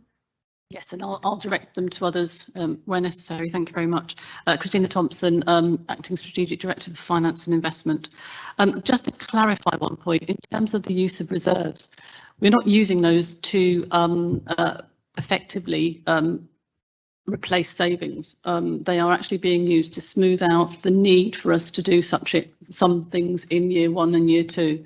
It's to enable us to have better plans in place in order to deliver savings, because ultimately we have £40 million worth of savings over 4 years, but 27 million of those fall in the first year, which would be an unprecedented level of savings to be able to be achieved. So we're using reserves in order to ensure that we can smooth that over the 4-year period. The other issues then you raised related to TA and whether those savings were achievable. I'd ask my colleague Neil Eusden, Director of Housing, to respond to that.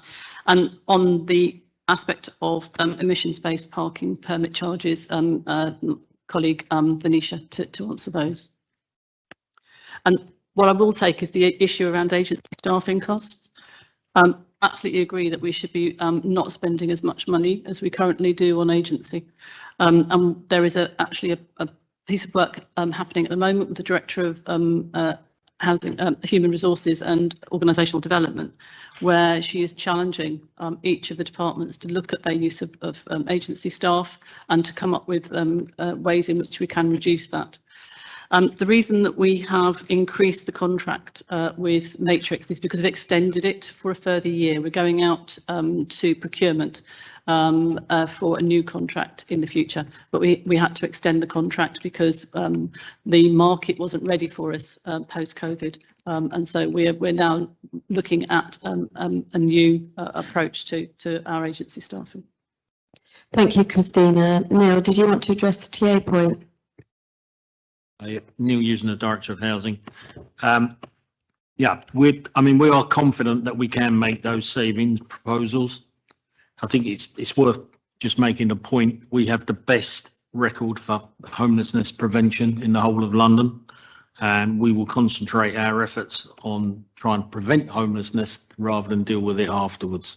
So that's where our focus is. There are savings that we're confident we can make, and together we think those two things will see us through. Thank you very much, Neil. Venetia, did you want to address anything on emissions-based charging?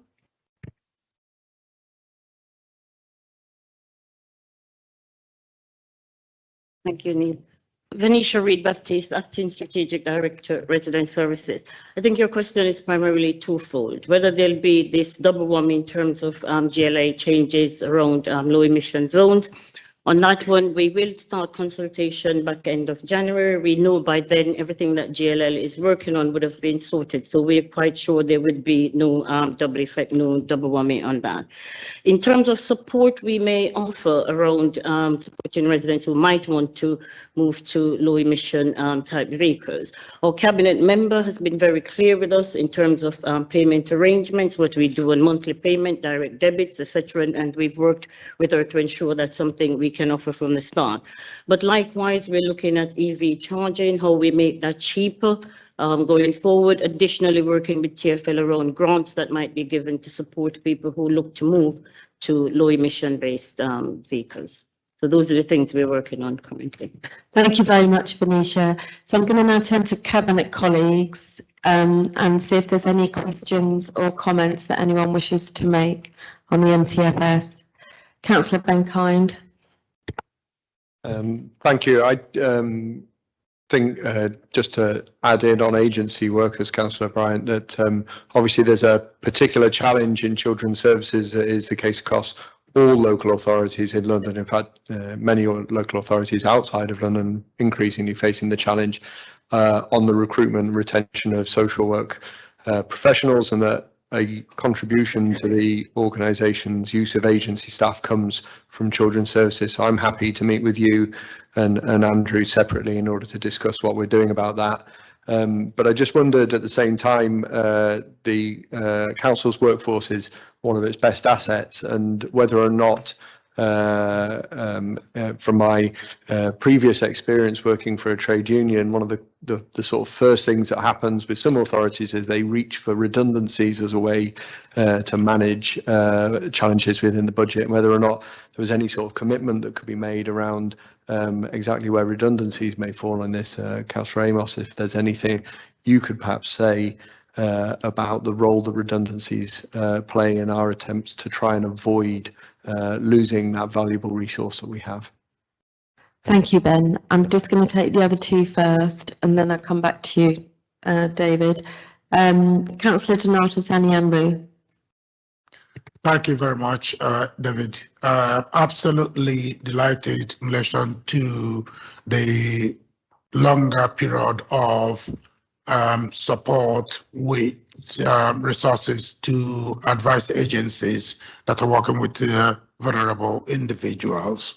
And I think this is absolutely crucial. And I think they will also help to bring money into the borough by providing adequate support and advice and budget management, and bringing money to those individuals who have not ability to claim but can claim, and also the work being done in support of voluntary community sector, and particularly the warm space project, I think is absolutely crucial.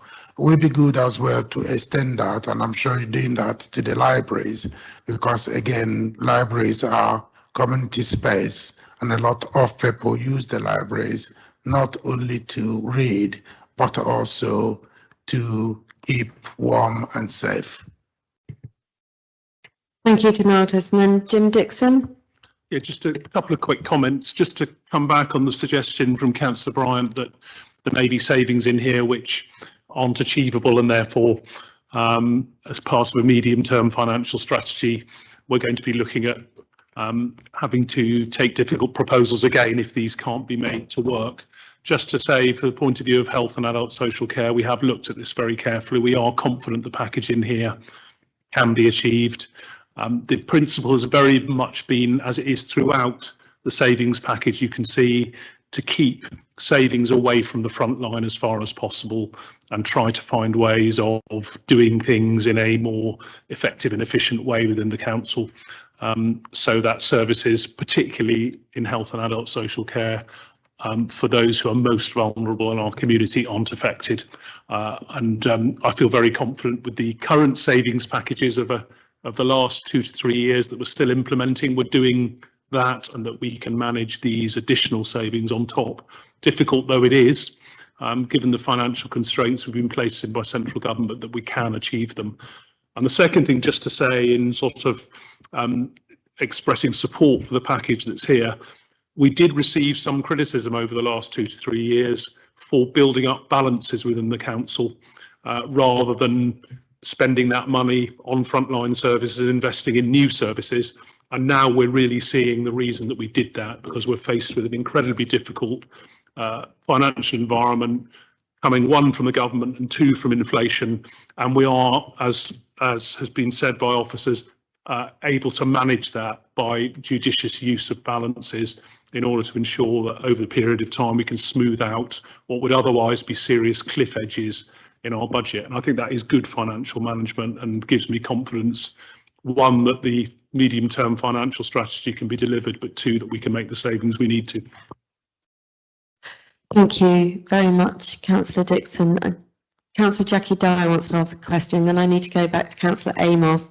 That's going to take us over our time, so I need to ask Cabinet to agree to a guillotine of up to 30 minutes. We won't take the 30 minutes, we don't have to, but just to take an extra few minutes past 7 o'clock. Is that agreed? Thank you. Councillor Jacqui Dyer, and then I'll come back to you, David. I want to commend the Cabinet Lead and officers on how they've steered the creation of this medium-term financial strategy. in a way that's both dealt with the very harsh reality in very difficult times, and done it in a way that's got, for me, been a process of integrity and great collaborative work.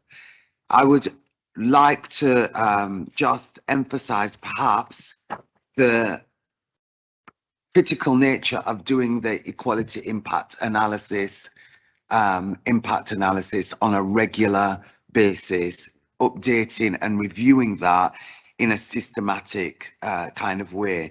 The reality of where some of these cuts will have impacted not from our powers or works, but rather from the negative policy national government is raining down on all communities, and there are disproportionate impacts in that regard. And I think that it's only right that in terms of how we fulfill our duties and responsibilities, that we robustly attend to the equality impact assessment on this. And I would just want reassurances that we are working towards improving that and working closely with myself as my portfolio demands. And so that enables the consistency of application that the magnitude of the scale of the challenge demands. Thank you, Councillor Dyer. David, did you want to come back? Quick fire. Yeah. So if I thank all four of you together, that saves a few seconds rather than individually. But many thanks, A, for your questions and points, but also because of your active involvement throughout the summer, working with strategic directors, which has really made it possible to get to where we are today. We still got lots of more work to do in preparation for next financial year and looking the medium and longer term, but I do pay credit to everyone around this table and your teams from an officer's perspective who've been fully involved in this, including, as you know, individual equality impact assessments for each and all of the schemes. So quick fire in terms of redundancies. I mean, you heard Councillor Kine, my reference in my remarks, which I was keen to make. Right from the outset, we set a principle to avoid compulsory redundancies so that we don't default to that as the first grab to take cash out of the system. I'm hoping in the new year, and I have support from the leader and the chief exec, that we will be explicit on that as we go into budget setting. No compulsory redundancies, and frankly, I'd like to say no redundancies at all. Let's spend our money where we have it, investing in the skills and the development of our amazing 3,000 staff so that they keep working for us and hopefully can be developed through this process as we ask them to change to deliver on the MTFS. So that will be hopefully something we can do the new year. In terms of advice agency, just an alert here, we are restricted in terms of the Household Support Fund. We're not able to use it to fund advice. It's not a criterion that we would have set ourselves, so we have to use other options, as you know.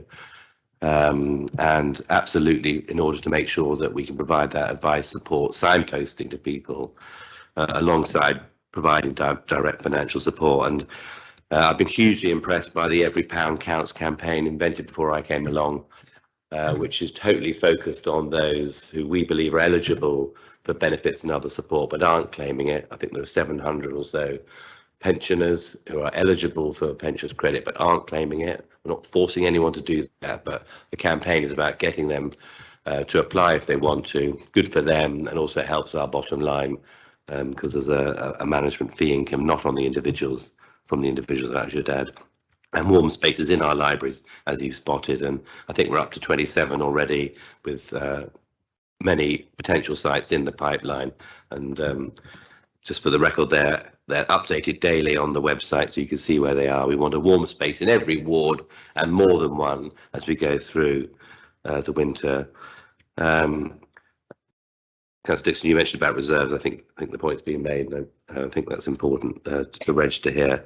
And just finally, my personal commitment to make sure that we have equality impact assessments for each scheme for the programme as a whole. And I think the test of that, as you know better than I, is not just to do it at the beginning and maybe come round to it at the end, but having that running through future parts of the timetable. So I met with Christina, Director of Finance, and others looking at the timetable between now and February, and absolutely building in reference points to equality impact assessments, and to be doing that as we go through the implementation of the budget in 23-24. You have my personal commitment to that, and we'll work together to make sure that due diligence delivers on that important ambition. Thank you very much. Thank you, David. I can't see anyone else indicating at all around the table. No. Okay, so thank you for that. Thank you, David and Christina and Hammond and all the officers for all your hard work on this that I know is incredibly challenging. And as David said, for Cabinet and officers speaking and working as one council, Dyer, and listening to your call to us all to act as one council. So, and we need to continue to do that because the job requires us to do that. So there are 5 recommendations for us to consider. They're on pages 2 and 3 of the second agenda dispatch. So I'm not going to read them all out because there's 5 of them unless anyone indicates they need me to.